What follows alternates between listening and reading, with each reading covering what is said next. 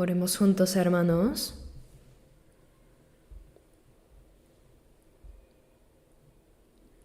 Nuestro Dios Padre, santo y misericordioso, que nos amas. Vivíamos en pecado apartados de ti, pero tuviste compasión por nosotros. Y cuando aún no te conocíamos, Jesucristo recibió el juicio y la maldición que nosotros merecíamos recibir. Y por la preciosa sangre que derramó, limpió nuestros pecados para siempre, para que ya no recibamos más el juicio por ellos. Te agradecemos por esa inmensa gracia, Señor. Tú nos hiciste comprender y creer en esa gracia tan grande, y nos has dado la vida y esperanza eternas. Y mientras vivimos en este mundo, siempre estás con nosotros, nos proteges y nos guías con tu palabra y el poder del Espíritu Santo. En esta hora nosotros, los redimidos por tu preciosa sangre, estamos reunidos delante de ti para alabar la gracia y el amor de Dios, para aprender tu palabra y tener comunión en la congregación de los santos salvos. Por favor, cuida de cada uno de nosotros. Sosténnos más con tu mano misericordiosa de poder, para que vivamos plenamente como hijos de Dios. Deseamos que el resto de nuestras vidas realmente puedan glorificarte y cumplir también tu santa voluntad, Señor. Si entre nosotros todavía hay quienes no han comprendido verdaderamente el amor de Dios, por favor, abre su corazón para que pueda conocer y creer en la grandiosa y maravillosa gracia de Dios y tener así la vida y esperanza eternas. A todas nuestras iglesias en el país, en el extranjero y a todos los hermanos que están guardando la fe y predicando el Evangelio aún en medio de las dificultades, acompáñalos, Señor, y obra con mayor fuerza para que más almas puedan recibir la salvación en estos últimos tiempos. Sabemos que esto te trae gran gozo y gloria, Padre Dios. Este mundo se vuelve más turbulento y lleno de pecado. Sin tu ayuda y guía, nos podríamos caer en cualquier momento en el pecado. Por eso, Señor, sosténnos más con tu poderosa mano de misericordia, para que no nos dejemos llevar por la maldad de este mundo. Guárdanos y guíanos para que vivamos como hijos obedientes de Dios que se santifican cada vez más. Señor, que nos enseñas la palabra necesaria en el momento oportuno y el camino por el que debemos andar, ahora también guíanos para que podamos entender la palabra y tu santa voluntad que quieres revelarnos hoy. Hemos orado en el nombre de nuestro Señor Jesucristo. Amén. Busquemos la Biblia. Abramos en Gálatas capítulo 2.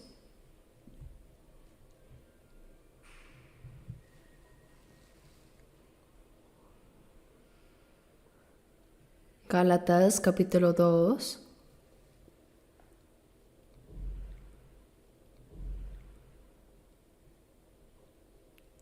Versículo 20. Leamos juntos este versículo. Con Cristo estoy juntamente crucificado, y ya no vivo yo, mas vive Cristo en mí. Y lo que ahora vivo en la carne, lo vivo en la fe del Hijo de Dios, el cual me amó y se entregó a sí mismo por mí.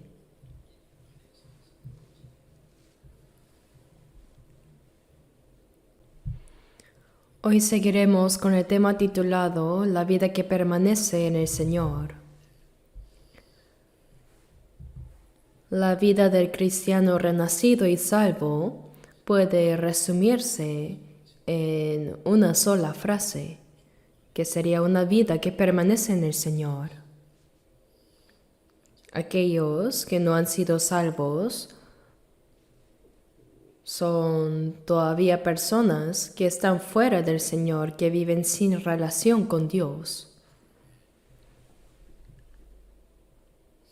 Pero nosotros vivimos dentro del Señor recibiendo su vida, su gracia, su palabra y su espíritu. Vivimos bajo su protección, dominio y dirección. Por eso podemos decir que es una vida que permanece en el Señor. A medida que aprendemos la Biblia, debemos examinarnos si realmente estoy en el Señor o aún fuera de Él. Si ya he recibido la salvación en el Señor, como dice Juan 14:20, dice, en aquel día vosotros conoceréis que yo estoy en mi Padre y vosotros en mí y yo en vosotros. Es decir, un salvo vive en el Señor y el Señor en él. Eso se refiere a un estado de unión con Cristo. Si eso solo existe en la Biblia, pero no se cumple en mi corazón ni en mi vida diaria, entonces no tengo ninguna relación con el Señor. Debemos tener la certeza de que verdaderamente estoy en el Señor y que Él está en mí, de modo que toda mi vida está bajo la protección, el gobierno y la dirección de Dios.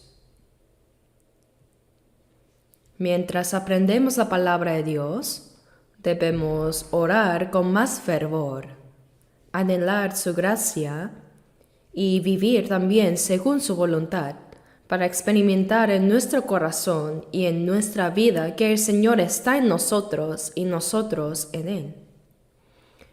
El versículo que acabamos de leer forma parte del mensaje que el apóstol Pablo dirigió a los salvos de Galacia. Muchos de los pasajes de sus cartas expresan experiencias reales que él mismo vivió en su corazón y en su vida. Aquí dice yo. Dice yo. Se refiere al mismo apóstol Pablo que escribió estas palabras. Dice, con Cristo estoy juntamente crucificado. ¿Cuándo fue crucificado Pablo junto con Cristo? Después de que Jesús murió en la cruz y resucitó, el Evangelio comenzó a difundirse ampliamente. Y en ese tiempo, Pablo aún se llamaba Saulo. Él era del linaje de Benjamín, la tribu del primer rey de Israel. Su nombre también era Saulo, significa grande. Realmente Saulo era una persona que guardaba la ley con esmero y era muy celoso por Dios. Tenía tanto fervor que él pensaba que perseguir a los creyentes en Jesús era servir a Dios. ¿Y por qué pensaba así? Porque Saulo vivía en una región del Imperio Romano llamado Cilicia, en la ciudad de Tarso, que estaba bajo el dominio de Roma. Entonces, desde su nacimiento tenía la ciudadanía romana y estudió la ley bajo la enseñanza de Gamaliel. Gamaliel, como saben, fue un rabino muy respetado por todo el pueblo de Israel. Y Saulo recibió una educación especial bajo esa persona. Por eso se consideraba un hombre distinguido tanto por su estatus como por su formación en la ley y por la estricta observancia que practicaba. De verdad, era una persona sobresaliente. Sin embargo, él oyó rumores de que había personas muy malas que seguían a un tal Jesús, que había sido crucificado por oponerse al poder romano, y que llamaban a ese hombre Cristo. Parece que Saulo no había visto a Jesús en persona. Quizá no lo habrá visto porque vivía lejos en territorio romano. Pero oyó que ese joven llamado Jesús hijo del carpintero, había sido crucificado y que había gente que lo llamaba el Mesías, lo cual le parecía absurdo y extraño. Y escuchó también que mucha gente lo seguía. Entonces él pensó, ¿cómo puede haber gente así en el mundo? Voy a acabar con todos ellos. Era su celo por Dios. Por eso, él estuvo de acuerdo en la decisión de que mataran al diácono Esteban. Cuando Esteban, lleno del Espíritu Santo, proclamó el Evangelio. Y cuando apedrearon a Esteban, Pablo guardó las ropas de las personas que lo apedrearon. Guardar las ropas significa estar de acuerdo con ellos y ayudarles. Y no solo eso, sino que decía que donde encontrara cristianos los arrestaría y los encarcelaría e incluso los mataría. Para él eso era celo por Dios.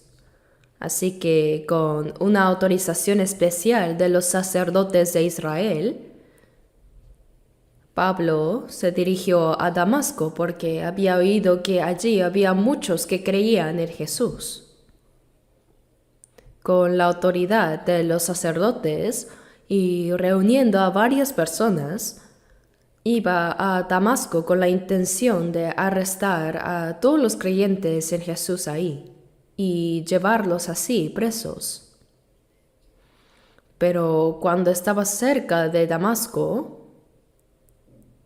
de repente una luz más brillante que el sol resplandeció sobre él.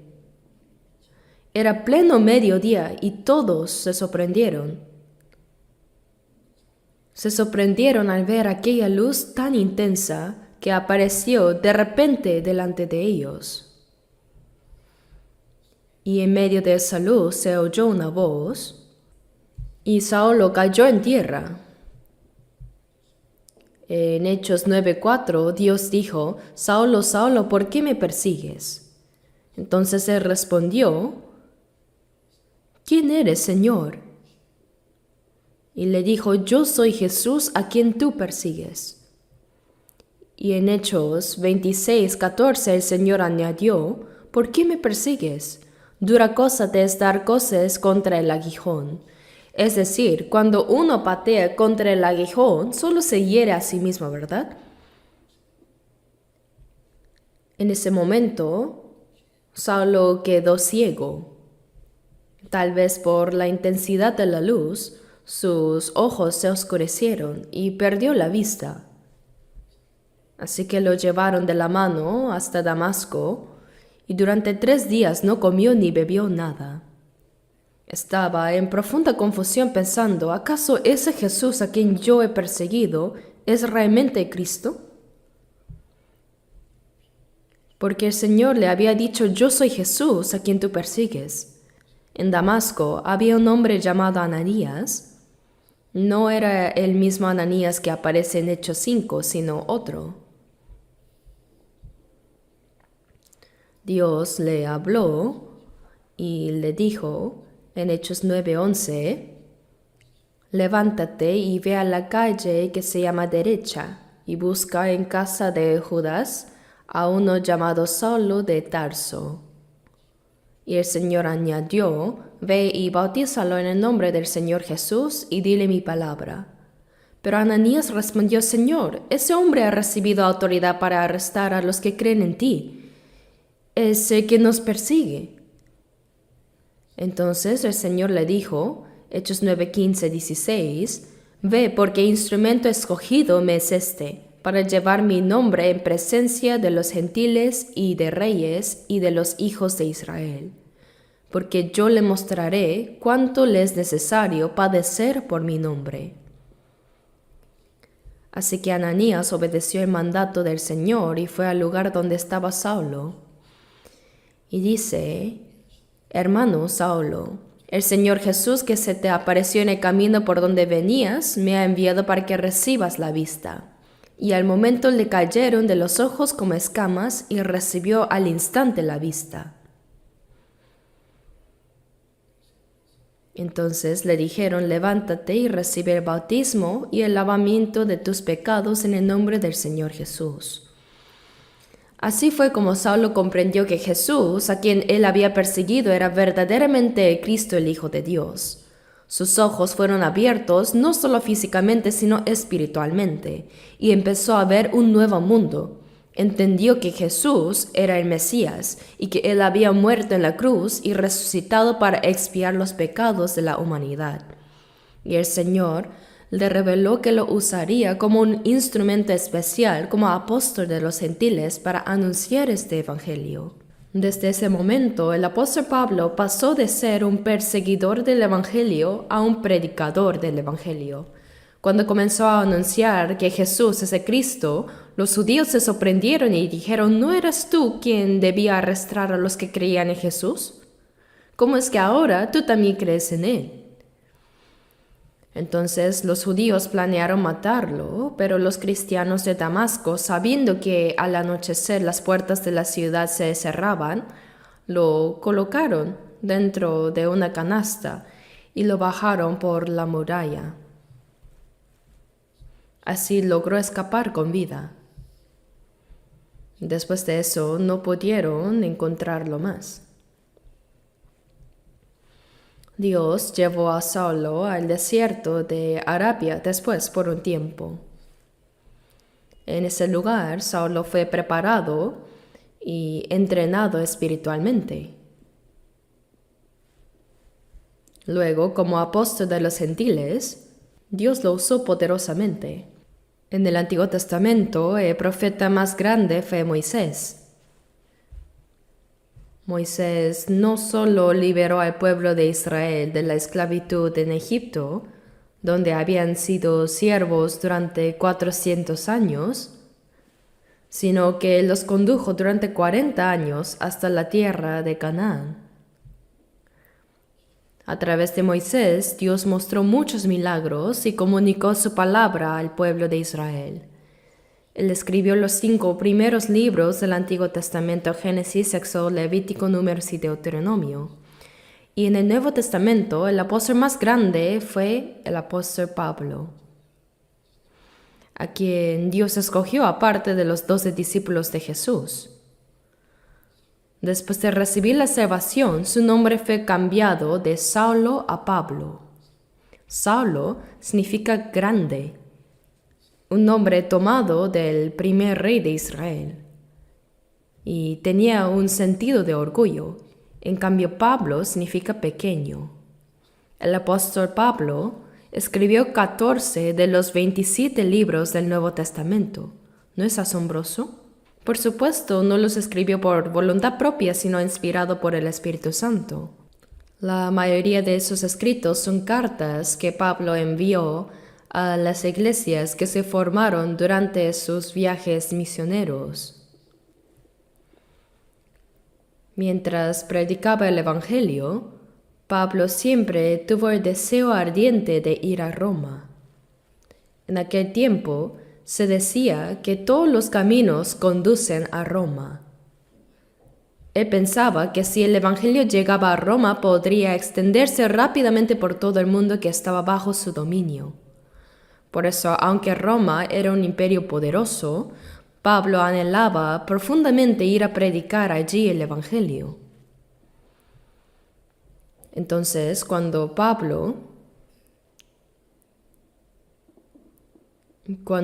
iba a partir, los judíos lo acusaron falsamente, como si hubiera cometido un gran crimen, y lo presentaron ante el rey Agripa, quien había sido enviado por Roma, con la intención de condenarlo y dar la muerte a Pablo.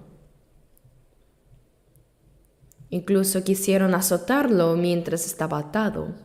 Pero Pablo dijo: ¿os es lícito azotar a un ciudadano romano sin haber sido condenado? Al escuchar esa palabra, romanos se sorprendieron. Nadie podía maltratar a un ciudadano romano sin un juicio legal. Según la ley romana, antes de que se declarara culpable a alguien, no se podía azotar ni castigar, y si un ciudadano apelaba a César, el mismo emperador debía juzgar su caso. Ese era el privilegio de los ciudadanos romanos. Así que al oír que Pablo era romano, todos quedaron atónitos, pues ya lo habían golpeado, y eso podía traerles graves consecuencias. Y él dijo, dime, ¿eres tú ciudadano romano? Él dijo, sí. Pablo era judío de nacimiento, pero poseía ciudadanía romana. Y el oficial romano que lo interrogaba dijo, yo con gran suma adquirí esta ciudadanía. Al parecer, algunos compraban la ciudadanía romana, pero Pablo respondió, pero yo lo soy de nacimiento. Es decir, él era original. Era ciudadano romano desde que nació, lo cual lo hacía aún más respetado y protegido que los que compraban la ciudadanía. Más adelante, él dijo a César apelo.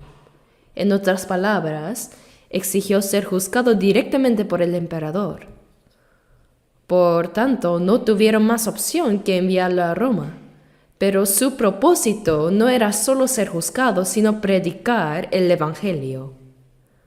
Durante todo el trayecto, los soldados romanos lo escoltaron cuidadosamente, protegiéndolo para que nadie le hiciera daño. Por eso, aunque iba como prisionero para ser juzgado, el verdadero propósito de Pablo era llevar el Evangelio a Roma.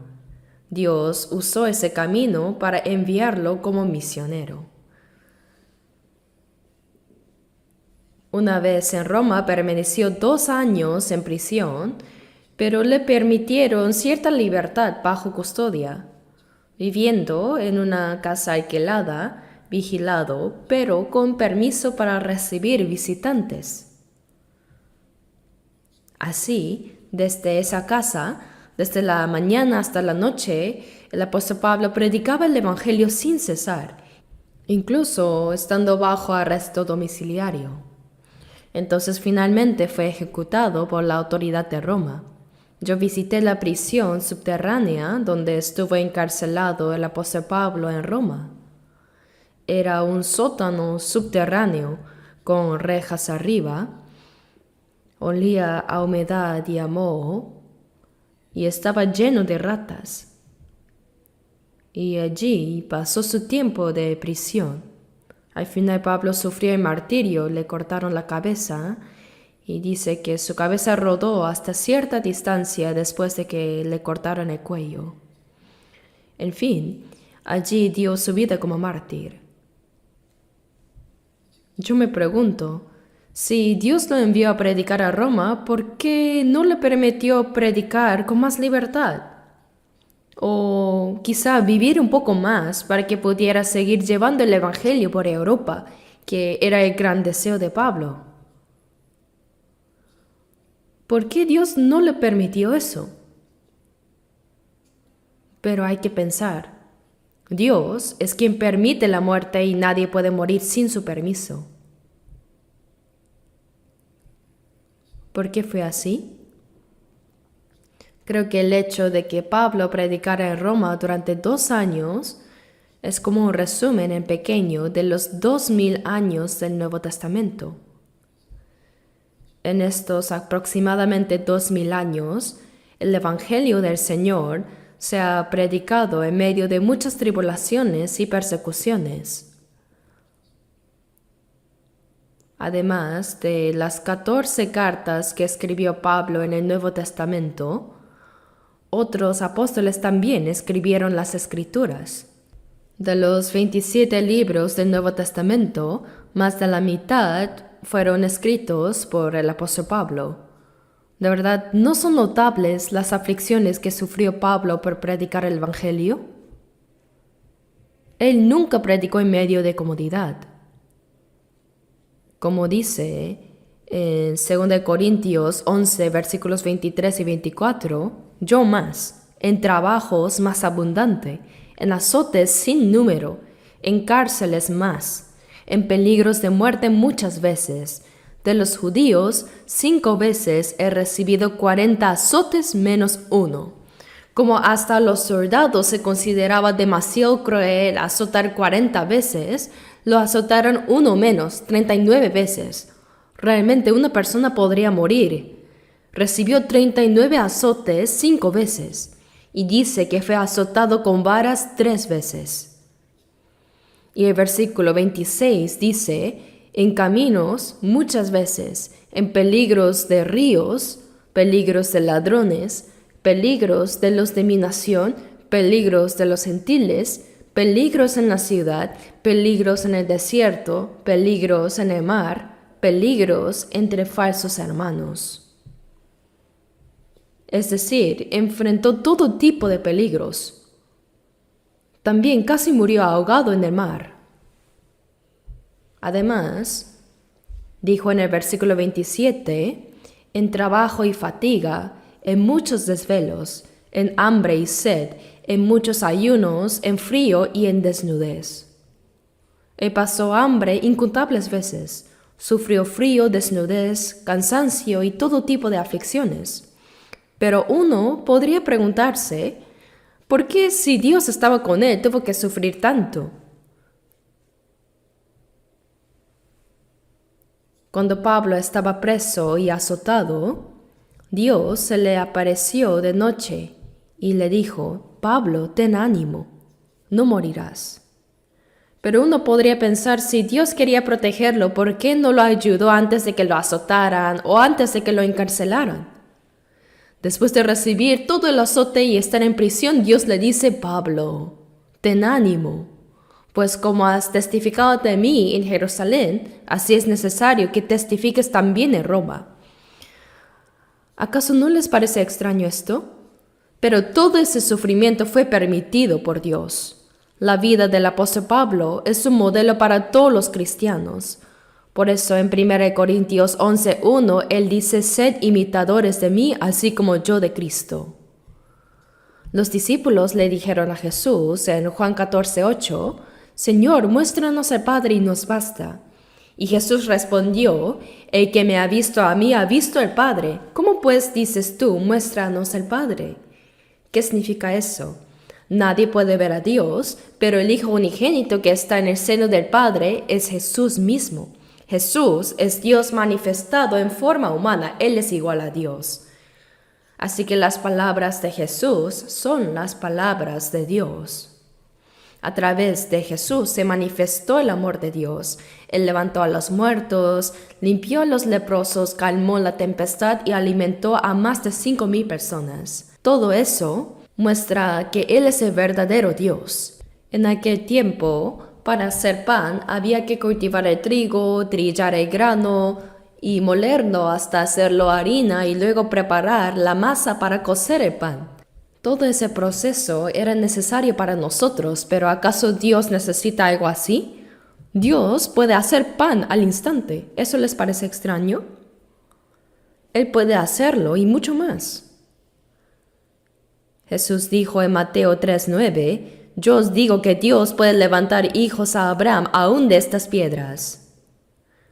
Y cuando el diablo lo tentó, como dice Lucas 4:3, si eres hijo de Dios, di a esta piedra que se convierta en pan. Claro que podía hacerlo, pero no lo hizo porque era una tentación del diablo. Jesús es igual a Dios. Cuando se levantó una tempestad y el barco estaba a punto de hundirse, los discípulos se llenaron de miedo y dijeron, Maestro, ¿no tienes cuidado que pereceremos? Entonces Jesús les dijo, ¿por qué teméis, hombres de poca fe? Él estaba en la popa del barco durmiendo sobre un cabezal, como dice Marcos 4:38. Pero ¿por qué dormía? Porque tenía un cuerpo igual a nosotros. Estaba muy cansado. Se durmió en el mar de Galilea dentro del barco apoyado en una almohada. Yo he estado también 2 veces en el mar de Galilea. En una de esas ocasiones prediqué en medio del lago ante 20 pastores judíos, pero fue el sermón más corto de mi vida. La primera vez que fui, de pronto se levantó una gran tempestad en el lago. Uno pensaría que en un lago no pueden formarse olas tan fuertes, pero detrás está el monte Hermón, y cuando sopla el viento por los valles del Hermón, El mar de Galilea se agita con olas enormes. En esos momentos, ningún barco puede navegar. Recuerdo que justo cuando cruzamos al otro lado, había un restaurante a la orilla que vendía el llamado pescado de Pedro. Lo asan y lo sirven como especialidad local, pero no es tan rico. Pero lo comí como recuerdo. Y mientras tanto, las olas seguían levantándose con fuerza. Y me sorprendió mucho ver una tormenta tan grande en un lago. En esos momentos, ningún barco puede moverse por el mar, pero cuando Jesús se enfrentó a una tempestad así, dijo: «Calla, enmudece». Y de inmediato el mar, que se agitaba violentamente, se calmó, y el viento cesó por completo, ¿no? Y los discípulos que estaban ahí se asombraron mucho y dijeron: «¿Quién es este que aún el viento y el mar le obedecen?». Ellos aún no comprendían quién era realmente Jesús. Jesús es el creador de los cielos y la tierra. En Isaías 48:13, Dios dijo: «Al llamarlos yo la tierra y los cielos, comparecieron juntamente». Es decir, si Jesús llama, el universo entero se detiene ante su voz. Él es Dios. Sin embargo, aquel que es Dios vino al mundo en forma humana y vivió como hombre durante 30 años en humildad, como hijo de un carpintero humilde. Y durante 3 años y medio llevó a cabo su ministerio público haciendo milagros, predicando la palabra y sufriendo innumerables aflicciones. Por eso en Hebreos 5:8 dice: «Y aunque era hijo, por lo que padeció, aprendió la obediencia». Aunque era el Hijo de Dios, Jesús sufrió profundamente y a través de ese sufrimiento fue perfeccionado como Salvador para nuestra redención. Asimismo, en Hebreos 2:10 dice: «Porque convenía a aquel que, habiendo de llevar muchos hijos a la gloria, perfeccionase por aflicciones al autor de la salvación de ellos». Es decir, el Señor de nuestra salvación fue hecho perfecto a través del sufrimiento. Jesús, siendo igual a Dios, ¿por qué tuvo que sufrir tanto?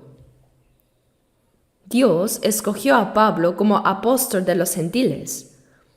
Le permitió escribir 14 libros del Nuevo Testamento y lo llenó del Espíritu Santo y de poder. Sin embargo, Pablo también sufrió hambre, sufrió frío, cansancio, desnudez y muchas privaciones. En Gálatas 6:17, Pablo dice: «Yo traigo en mi cuerpo las marcas del Señor Jesús». ¿Y qué marcas eran esas? Las marcas del sufrimiento. Jesús también fue azotado. Él cargó la cruz, fue clavado en ella y murió 6 horas después. Y el apóstol Pablo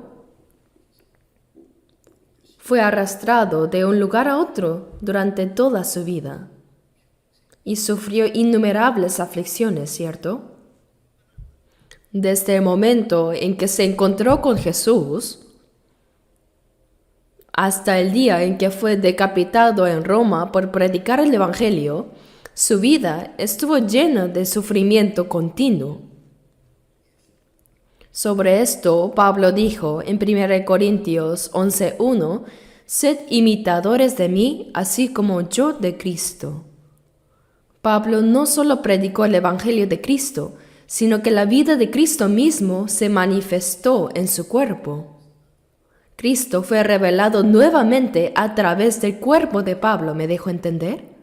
Así como Jesús dijo en Juan 14:9, «El que ha visto a mí, ha visto al Padre», también podemos decir que al ver la vida del apóstol Pablo, se podía ver a Cristo manifestado en él. Por eso Pablo dijo: «Yo traigo en mi cuerpo las marcas del Señor Jesús». Y también dijo: «Sed imitadores de mí, así como yo de Cristo». Ni siquiera Pedro dijo palabras como esas. Pablo podía decirlo porque Cristo se manifestaba a través de él. Los sufrimientos de Cristo se reflejaban en su vida diaria. Por eso en Colosenses 1:24 Pablo escribió: cumplo en mi carne lo que faltaba de las aflicciones de Cristo por su cuerpo, que es la Iglesia. ¿Qué significa lo que falta de las aflicciones de Cristo? ¿Acaso Cristo dejó algo incompleto en su sufrimiento? No, sino que Jesús nos salvó completamente al morir en la cruz, pero en el proceso de llevar este evangelio al mundo, había sufrimientos que aún debían cumplirse, y Dios permitió que esos sufrimientos se completaran en el cuerpo de Pablo. Por eso, en Gálatas 2:20, que acabamos de leer, Pablo dijo: con Cristo estoy juntamente crucificado. ¿Cuándo fue Pablo crucificado junto con Cristo? Antes, él perseguía a los creyentes en Jesús, al hijo del carpintero que había sido crucificado. Pero Pablo llegó a comprender que Jesús murió en la cruz por él, y que cuando Jesús murió, él también murió juntamente con él. Por eso en 2 Corintios 5:14 dice: si uno murió por todos, luego todos murieron. Cuando Jesús murió, todos nosotros morimos en él.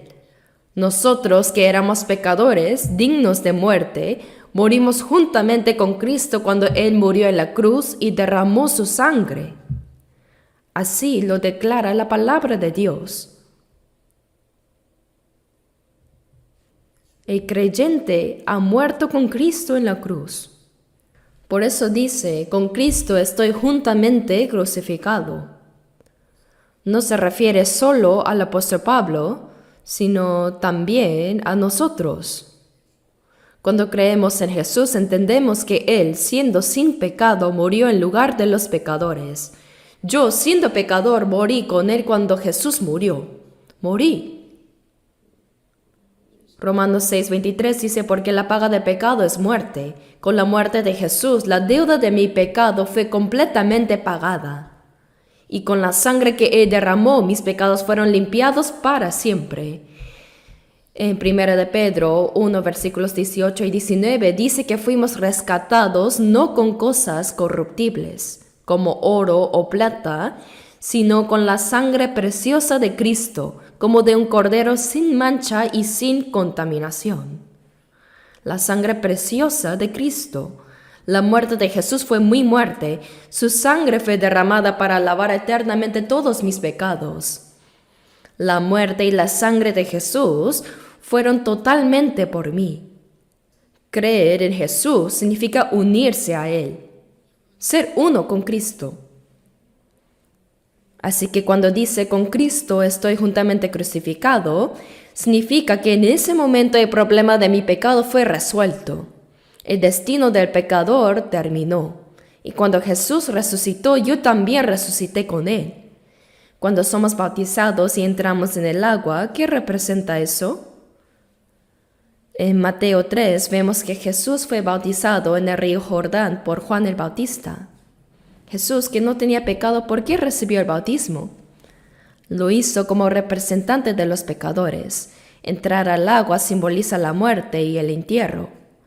Salir del agua, por otro lado, simboliza la resurrección. Cuando Jesús fue bautizado y salió del agua, los cielos se abrieron. Antes de la muerte y resurrección de Jesús, el cielo estaba cerrado a causa del pecado. Pero cuando murió por nuestros pecados y resucitó, las puertas del cielo se abrieron. Desde entonces Dios está con nosotros y tenemos acceso directo a Él. Es muy maravilloso eso. Y Mateo 3 dice que hubo una voz de los cielos que decía: este es mi Hijo amado en quien tengo complacencia. En realidad, Dios no necesitaba declarar que Jesús era su Hijo amado, porque siempre lo ha sido.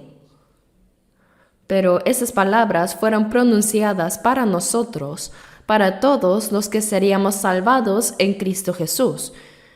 Cuando fuimos salvos, morimos con el Señor, fuimos sepultados con Él y resucitamos juntamente con Él. Y el Espíritu Santo declara: este es mi Hijo amado, en quien tengo complacencia. Al recibir la salvación, también nosotros nos convertimos en hijos amados y en el objeto del gozo de Dios. Por medio de la muerte de Jesús, las puertas del cielo fueron abiertas y ahora Dios está con nosotros y tenemos libre acceso para acercarnos a Él. Todo lo que sucedió en Cristo se nos ha concedido también a nosotros.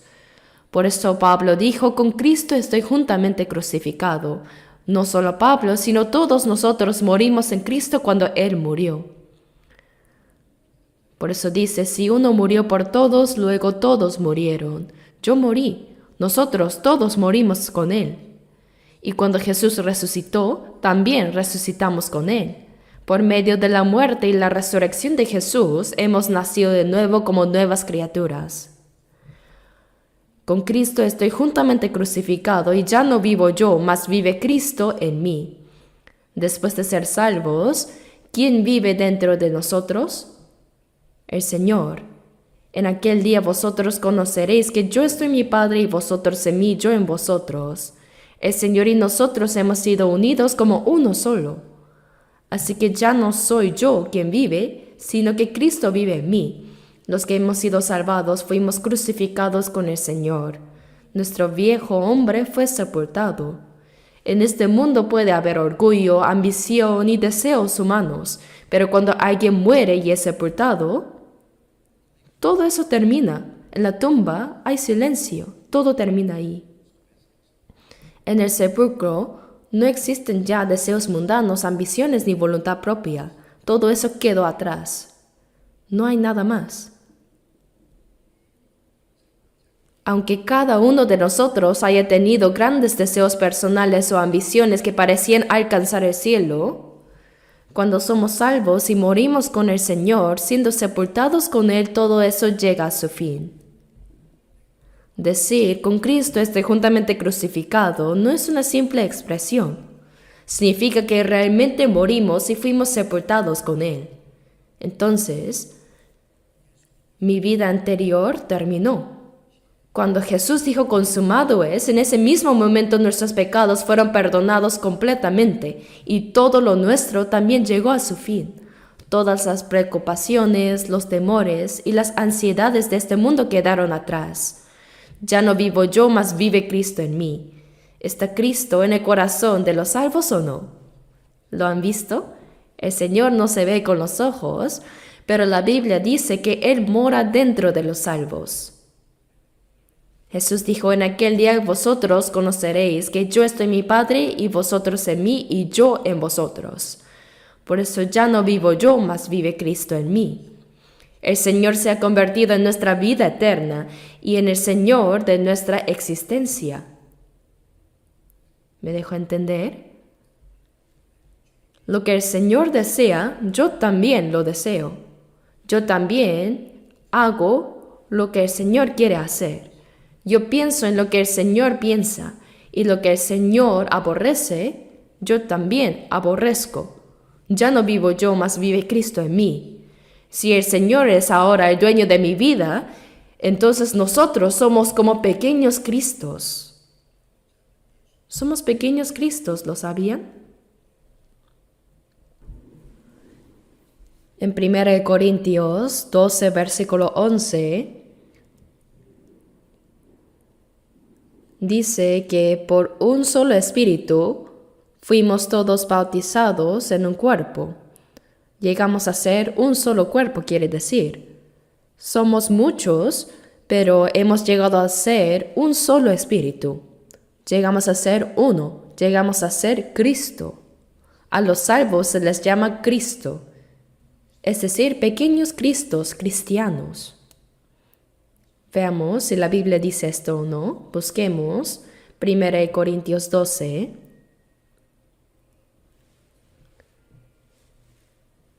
Primera de Corintios 12, versículo 12. 1 Corintios 12, 12. Leamos juntos. Porque así como el cuerpo es uno y tiene muchos miembros, pero todos los miembros del cuerpo, siendo muchos, son un solo cuerpo, así también Cristo. El cuerpo es uno, pero tiene muchos miembros, como manos, pies, ojos y muchos órganos distintos, ¿verdad? Y aunque hay muchos miembros, todos forman un solo cuerpo. Así también Cristo. ¿Qué significa esto? que Cristo también es así. El Señor y nosotros juntos formamos Cristo. La palabra Cristo significa el ungido. Yo estoy en el Señor y el Señor está en mí. Hemos sido unidos con Él. Por esto también nosotros somos ungidos, somos Cristo. Dice así también Cristo. Somos pequeños Cristos porque el Señor mora en nosotros. Esto es algo realmente asombroso. Y debemos creerlo de manera viva y real en nuestro corazón. Ya no vivo yo, más vive Cristo en mí. Cristo vive continuamente en nosotros. Y lo que ahora vivo en la carne, lo vivo en la fe del Hijo de Dios, el cual me amó y se entregó a sí mismo por mí.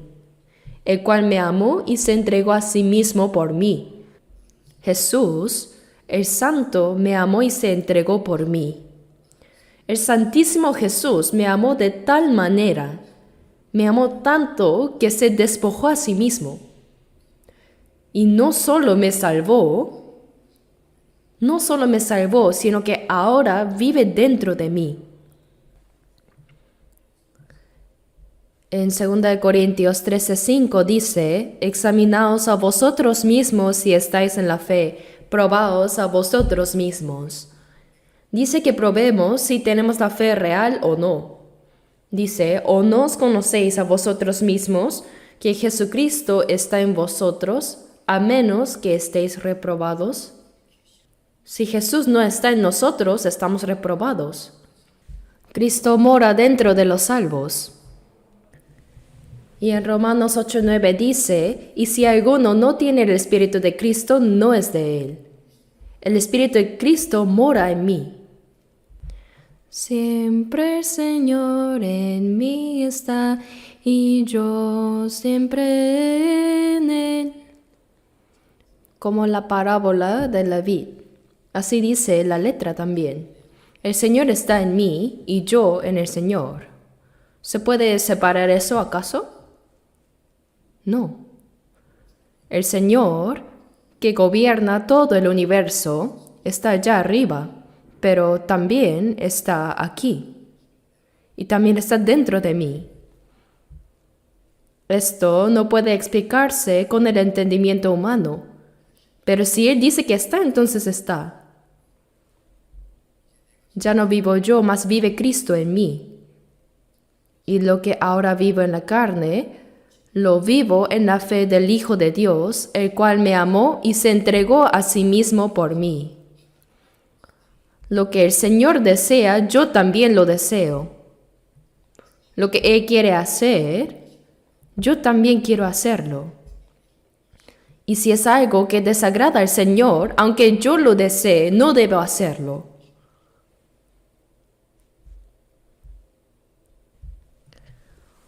Por eso el Señor debe ser el dueño de nuestra vida.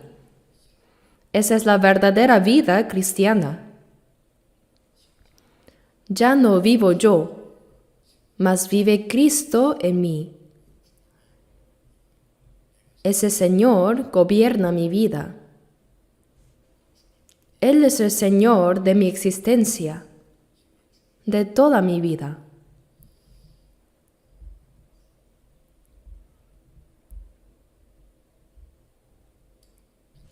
Veamos Gálatas capítulo 5, versículo 24.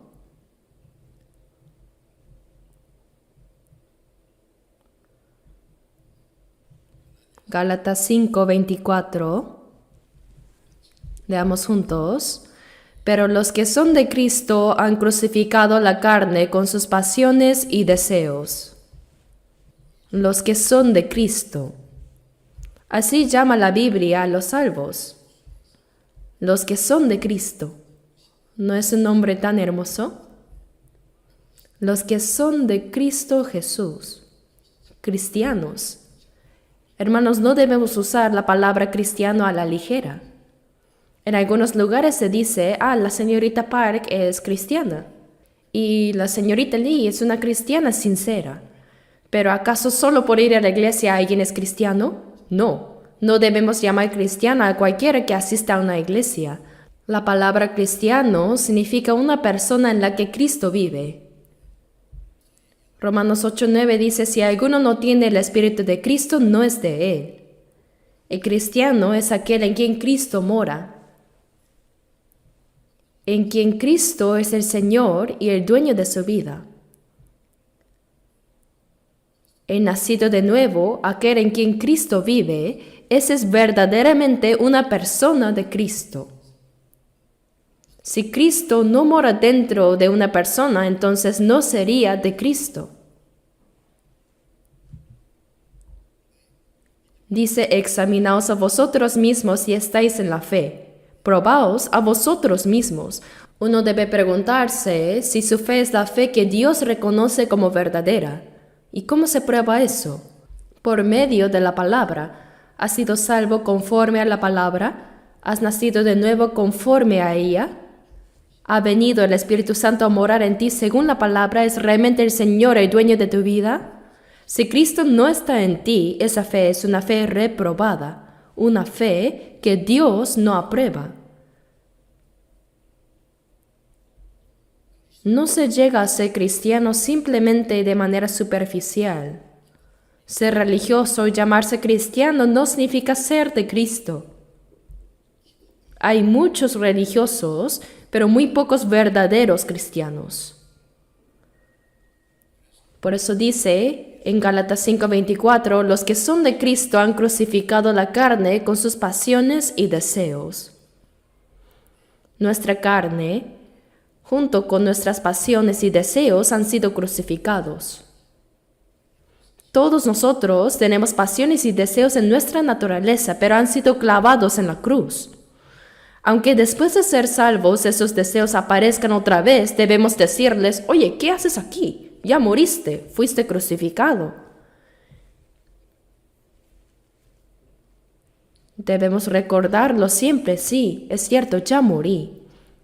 Jesús dijo en Lucas 9:23, si alguno quiere venir en pos de mí, niéguese a sí mismo, tome su cruz cada día y sígame. Después de ser salvos, la vida del creyente es seguir al Señor, ¿verdad? A la orden de mi Señor me avanzó y me paró. Si el Señor dice vamos, vamos. Y si dice quédate aquí, nos quedamos. Eso significa negarse a sí mismo, renunciar a los propios planes, deseos, opiniones y ambiciones. Porque todo eso ya murió. Y por causa de eso el Señor murió. Debemos negarnos a nosotros mismos. Niéguese a sí mismo y tome su cruz cada día, dice. Negarse a sí mismo es la parte pasiva, pero tomar la cruz es la parte activa. ¿Qué es la cruz? Antes de morir en la cruz, Jesús oró por última vez en el huerto de Getsemaní. En Mateo 26:39 está escrito, Padre mío, si es posible, pase de mí esta copa. Delante de Jesús había una copa amarga, la maldición y el juicio por los pecados de toda la humanidad. Jesús, siendo sin pecado, debía tomar esa copa y morir. Si Él no la bebía, si esa copa pasaba de Él, nosotros tendríamos que beberla y ser condenados al infierno. El cuerpo de Jesús era igual al nuestro. Cuando los judíos y los soldados romanos lo golpearon, lo escupieron y lo maldijeron, Él sintió esa vergüenza y ese dolor como cualquiera de nosotros. Cuando tenía hambre o sed, lo sentía de verdad. Jesús también lloró varias veces. Él tomó un cuerpo igual al nuestro. Y no fue llevado a la muerte de forma repentina o inconsciente, sino que caminó voluntariamente hacia ella. La cruz representaba la mayor vergüenza y el sufrimiento más extremo que podía padecer un ser humano. Él tuvo que cargar con ella. Por eso dijo, pase de mí esta copa. Si esa copa de dolor y de vergüenza pasara de Jesús, entonces nosotros tendríamos que beberla y todos iríamos al infierno. Pero la maldición y el juicio que debíamos recibir estaban puestos delante de Jesús. ¿Y qué dijo él? Pero no sea como yo quiero, sino como tú. La voluntad del Padre era que su Hijo unigénito sin pecado bebiera esa copa de sufrimiento, de juicio y de maldición que nosotros merecíamos como un veneno mortal, para que por medio de su muerte esa copa pasara lejos de nosotros. Jesús la bebió completamente y murió para que nosotros fuésemos librados. En la Pascua, cuando vino la plaga que mataba a los primogénitos, Dios mandó que sacrificaran un cordero o un cabrito y que pusieran su sangre en los postes y en el dintel de la puerta. En Éxodo 12:13 dice, veré la sangre y pasaré de vosotros, y no habrá en vosotros plaga de mortandad. Cuando el ángel destructor venía y veía la sangre decía, en esta casa ya murió un cordero en lugar del primogénito. Y así pasaba de largo, Passover. De ahí viene la palabra Pascua. Cuando vea yo la sangre de cordero, yo pasaré de vosotros. Nosotros estamos llenos de pecado, pero cuando creemos en la sangre de Jesús, Dios ya no mira nuestros pecados, sino la sangre de su Hijo. Y dice, esta persona ya murió, ya está pagado, y pasa de largo. Es ese verdadero Passover, la Pascua.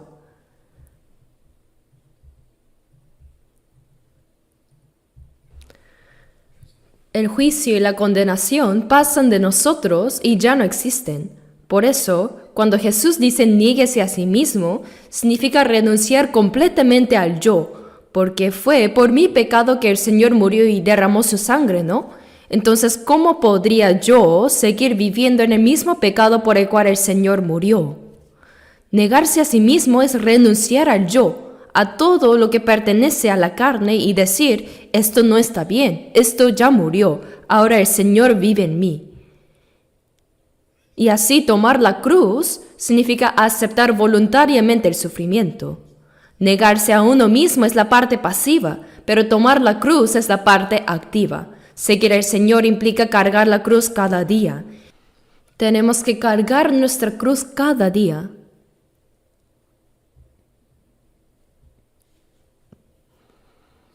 Imaginen a un maestro empujando una carreta cuesta arriba, con el sudor corriéndole por la frente y el discípulo detrás abanicándose y tatareando.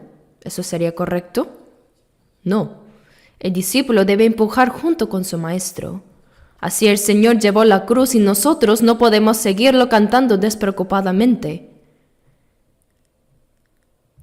En cada huella que el Señor dejó hay sudor, lágrimas y sangre. Pedro también siguió esas huellas. Pablo también las siguió. Y nosotros debemos seguirlas hasta llegar delante del Señor también. Hermanos, nuestra vida cristiana es algo serio, es algo solemne. Paso a paso debemos buscar las huellas del Señor y caminar tras ellas. ¿Cómo quieren vivir? ¿Solo vivir según sus necesidades? ¿Cantar y orar los domingos? ¿Y llamar a eso adoración? No debe ser así.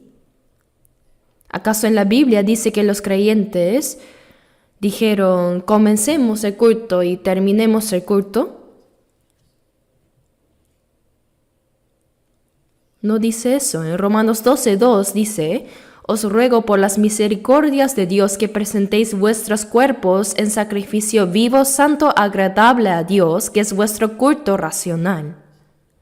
No os conforméis a este siglo, sino transformaos por medio de la renovación de vuestro entendimiento, para que comprobéis cuál sea la buena voluntad de Dios, agradable y perfecta.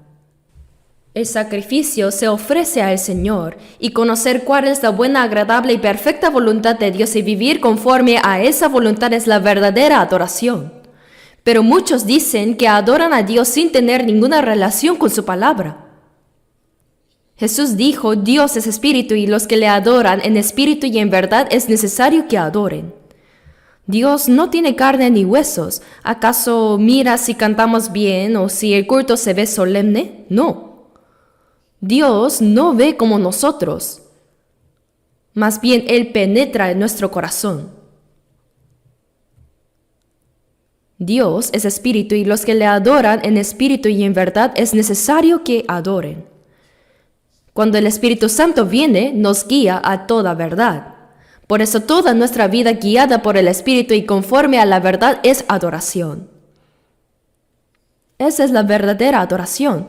Cuando la gente dice vamos a adorar, a veces me sorprendo.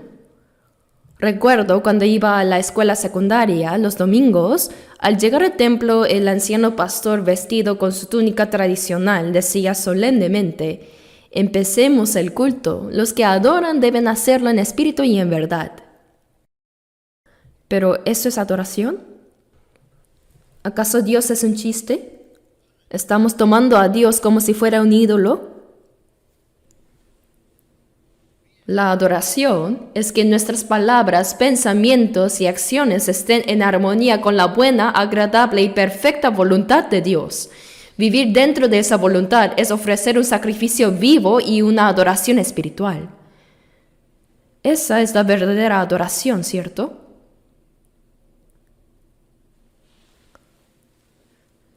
Por eso dice: los que son de Cristo han crucificado la carne con sus pasiones y deseos.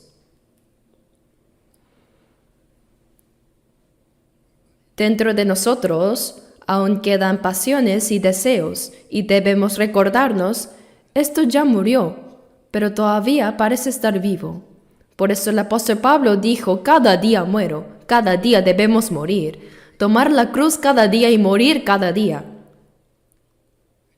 Cuando las pasiones y deseos aparecen debemos decir, tú ya moriste, aún no estás bien muerto, pero debes morir.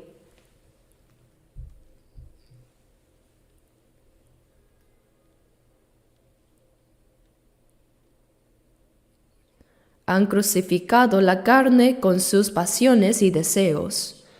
Leamos ahora Gálatas 5:25. Si vivimos por el Espíritu, andemos también por el Espíritu. Versículo 26.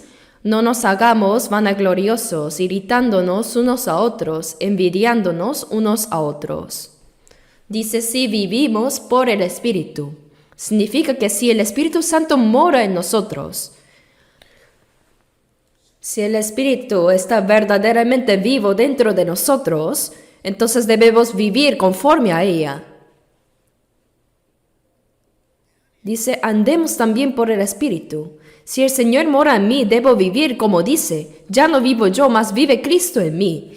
Debo dejar a un lado mis propios pensamientos, planes y deseos y vivir conforme a la voluntad del Señor que está en mí. El Espíritu Santo nos guía para vivir según la voluntad del Señor. Por eso Jesús dijo, níguese a sí mismo, tome su cruz cada día y sígame. La cruz significa morir, y sígame, dice, seguir al Señor, sea donde sea.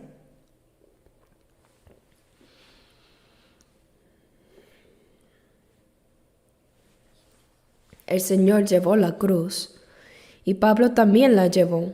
Pedro llevó la cruz y según la historia fue crucificado cabeza abajo, y Tomás fue golpeado hasta la muerte con una barra de hierro.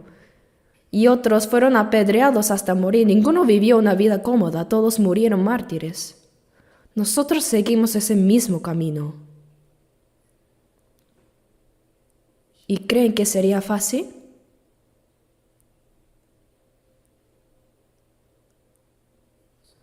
Romanos 8:17 dice,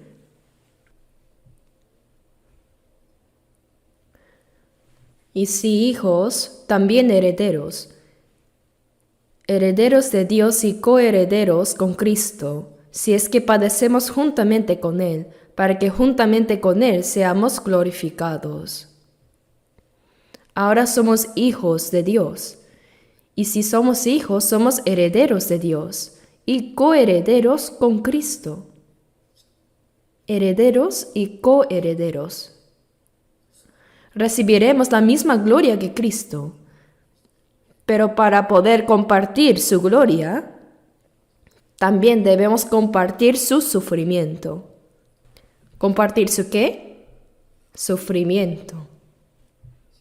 El versículo 18 dice, pues tengo por cierto que las aflicciones del tiempo presente no son comparables con la gloria venidera que en nosotros ha de manifestarse. Los sufrimientos actuales que enfrentamos al seguir al Señor son pequeños, pero la gloria que recibiremos ante Él es eterna. Por eso debemos soportar las aflicciones presentes mirando esa gloria eterna. ¿Por qué se llama sufrimiento? Porque negarse a uno mismo, tomar la cruz y seguir al Señor precisamente es eso, sufrimiento. La vida cristiana es una lucha contra uno mismo. Negarse, rendir todo lo propio y seguir al Señor. Ese es el verdadero sufrimiento del creyente que sigue al Señor. Veamos ahora Filipenses capítulo 1. Versículo 29. Leamos juntos Filipenses 1. Versículo 29. Leamos juntos. Porque a vosotros os es concedido a causa de Cristo, no solo que creáis en Él, sino también que padezcáis por Él. Aquí dice, os es concedido a causa de Cristo. No dice que se nos dio la gracia por nosotros mismos, sino a causa de Cristo. Aun el perdón de nuestros pecados tiene ese propósito. En Isaías 43:25, Dios dijo, yo soy el que borro tus rebeliones por amor de mí mismo, y no me acordaré de tus pecados. Dios perdonó nuestros pecados no solo por compasión hacia nosotros, sino primero por su propia gloria. ¿Por qué? Porque el hombre fue creado a la imagen de Dios, pero si todos los que fueron creados a su imagen terminaran en el infierno, ¿quién perdería? Sería Dios quien quedaría deshonrado. Imaginen a un padre cuyos hijos mueren todos. Entonces, ¿podría él sentirse glorificado? No. La gloria de un padre es ver prosperar a sus hijos. De igual manera, aunque el hombre pecó, Dios borra nuestras rebeliones y pecados y nos salva para atraer nuestras vidas a su gloria. Así su nombre es exaltado. Por eso dice, yo borro tus rebeliones por amor de mí mismo. Aun cuando nos guía por el camino de la justicia, lo hace por su nombre. El Salmo 23:3 dice, me guiará por sendas de justicia por amor de su nombre. Todo lo que Dios hace, perdonarnos, guiarnos y salvarnos, es principalmente por amor de su nombre para su gloria. Os es concedido a causa de Cristo, dice. Dios nos dio su gracia y nos salvó ante todo por Cristo.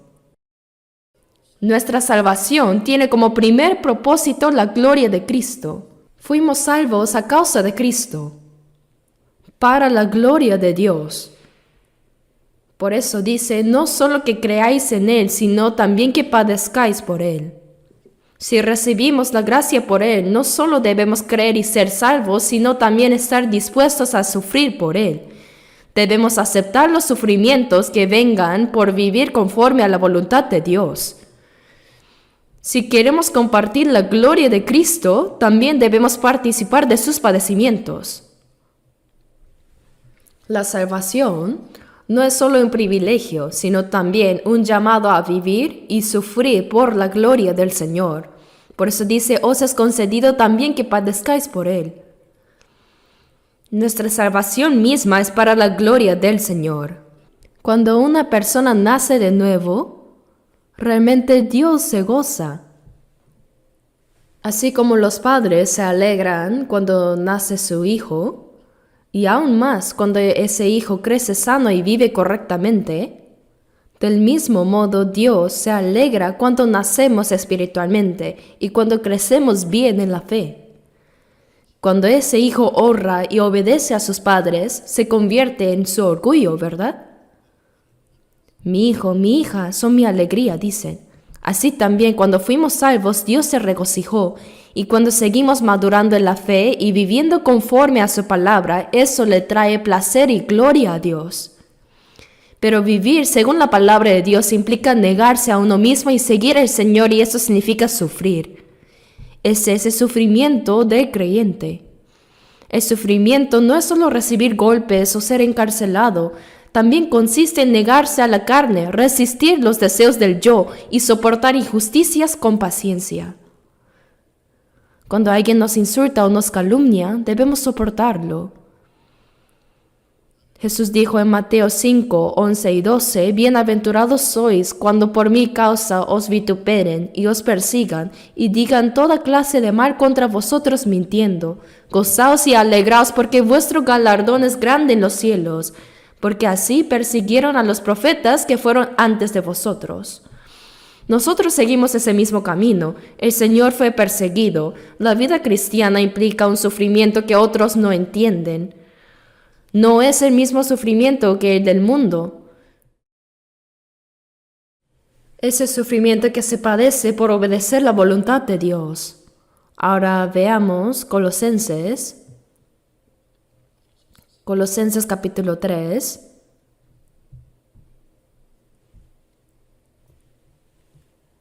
Versículo 1. Leamos juntos. Si pues habéis resucitado con Cristo, buscad las cosas de arriba, donde está Cristo sentado a la diestra de Dios. Dice, si habéis resucitado con Cristo. Eso significa que morimos con el Señor, fuimos sepultados con Él y nuestros pecados fueron resueltos. Y cuando Él resucitó, nosotros también resucitamos juntamente con Él. El que ha sido salvo ha resucitado con Cristo. Mis pecados terminaron con la muerte del Señor y con su resurrección yo también fui hecho vivo. Si habéis resucitado con Cristo, buscad las cosas de arriba. Dios no nos salvó para darnos las cosas terrenales. Él no nos salvó para que disfrutemos del poder, la fama o las riquezas del mundo que antes no alcanzamos. No para eso, sino que nos salvó para darnos lo santo, lo eterno y lo glorioso. Mientras vivimos en este mundo hay gozo y gratitud cuando caminamos conforme a la voluntad del Señor. Pero si vivimos siguiendo solo nuestros propios deseos, ¿cómo puede haber verdadera alegría o agradecimiento? No fuimos salvados para complacernos a nosotros mismos, sino para buscar las cosas de arriba. Buscad las cosas de arriba. A la mansión de mi Señor yo subiré cada vez más. Nuestros pensamientos deben elevarse cada día más hacia lo alto, hacia lo eterno.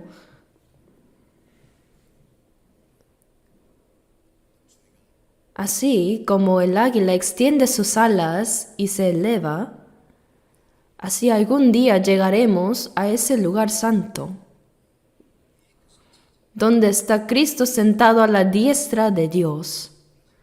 Nuestro Señor, quien nos salvó, está a la diestra del trono de Dios. Hacia Él debemos dirigir nuestra mirada y nuestro corazón mientras caminamos en esta vida.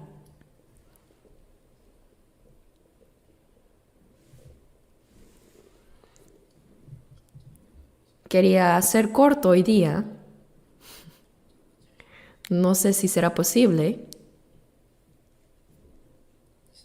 Busquemos Isaías 26:3.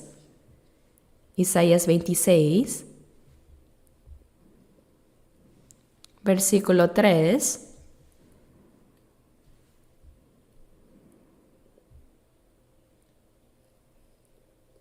Capítulo 26. Versículo 3. Leamos juntos. Leamos. Tú guardarás en completa paz a aquel cuyo pensamiento en ti persevera, porque en ti ha confiado. He meditado una y otra vez en esta palabra. Aquí dice, tú guardarás en completa paz a aquel cuyo pensamiento en ti persevera. ¿Qué significa tener un pensamiento perseverante? Significa tener una voluntad decidida hacia el Señor. Es una persona que mantiene su mirada fija en el Señor, quien día a día solo piensa en el Señor, solo busca al Señor y solo lo sigue a Él. Es una persona cuya vida está totalmente determinada a vivir conforme a la voluntad de Dios. Confía únicamente en Dios y vive solo para su gloria. Él ha fijado su mirada en el Señor y no la aparta. Ese es el de pensamiento perseverante, firme. Dice, tú guardarás en completa paz a aquel cuyo pensamiento en ti persevera. En coreano dice paz sobre paz, una paz completa.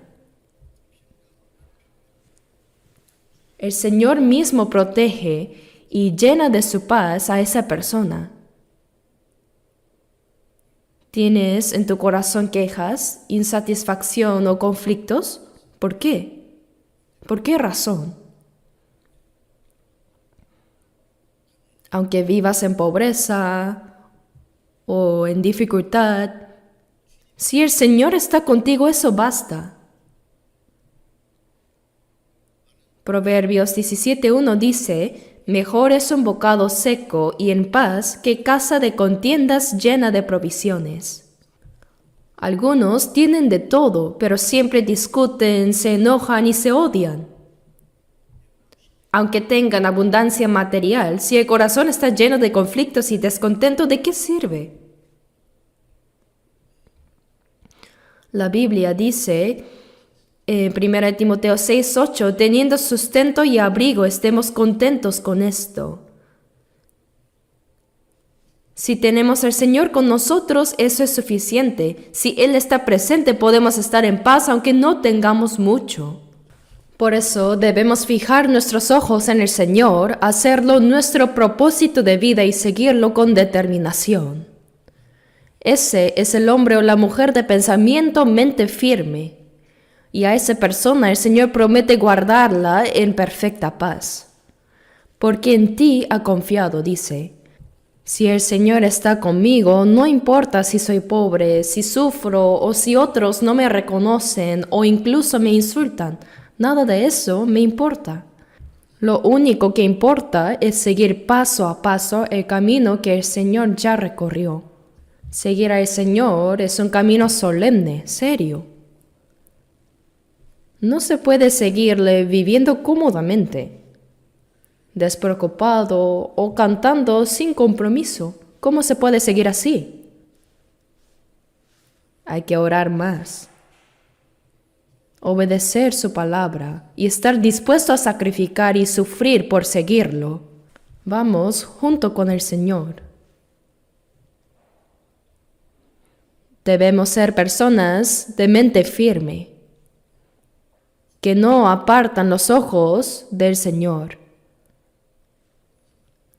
sino que los mantengan fijos en Él. Que nuestra vida tenga un solo propósito: hágase tu voluntad, viva o muera. Esa es la persona de mente firme, y ese es el tipo de creyente que Dios desea y en quien se complace. No debemos ser cristianos solo de apariencia. Algunos se alegran porque fueron salvos, dan gracias, cantan, pero luego viven a su manera. Pero eso no es lo que el Señor desea. Toda nuestra mente, nuestra vida, nuestras palabras y acciones deben estar en armonía. También nuestras oraciones deben ser sinceras. Hay quienes cuando oran parecen amar mucho a Dios y usan palabras tan hermosas, pero creen que Dios se complace solo con eso. ¿Acaso dice, qué bien oras? No. Hay personas que oran con mucha elocuencia, pero también hay quienes al orar apenas pueden decir, Padre, Señor, Padre, Señor, y terminan así. Sin embargo, Dios entiende perfectamente todo. Un niño pequeño que apenas puede decir mamá, papá, sus padres lo entienden todo, ¿verdad? Así también Dios. ¿Acaso necesitamos hablar con elegancia para que Él nos escuche? No es así. Él ve todo nuestro corazón. Si decimos cosas que no sentimos, Él podría decirnos, ¿qué estás diciendo? Eso no está en tu corazón, solo lo repites con la boca. En Salmo 33:1 dice, alegraos, oh justos, en Jehová. En los íntegros es hermosa la alabanza. La alabanza pertenece a los de corazón recto. Las letras de los himnos son hermosas, hablan de fidelidad, de oración, de testimonio, de obediencia al Señor. Pero nuestra alabanza debe ser sincera. Si no hay nada de eso en el corazón y solo repetimos palabras, ¿qué somos entonces? ¿Somos loros? Hay aves como el mainá que pueden repetir frases humanas perfectamente. Algunos hasta dicen, Señor presidente, gracias por su trabajo por la nación. ¿Acaso entienden lo que dicen? No, solo repiten lo que se les enseñó. Así también son los loros. Si nosotros alabamos o oramos como los loros, ¿creen que Dios se agradaría de eso? Él podría decir, no entiendo lo que dices. Tus palabras no tienen corazón. Debemos ser cristianos así en nombre como en realidad. Debemos vivir realmente como hijos de Dios, dando cada paso según su palabra, avanzando hacia el Señor. El día de regreso del Señor está cerca. Por eso vivamos como verdaderos creyentes de manera digna ante sus ojos. Gálatas 2:20. Todos ya lo saben de memoria, ¿verdad? Si no, no almuercen hasta que lo hagan. Antes de que almuercen, tienen que memorizarlo. Léanlo 10 veces y lo recordarán.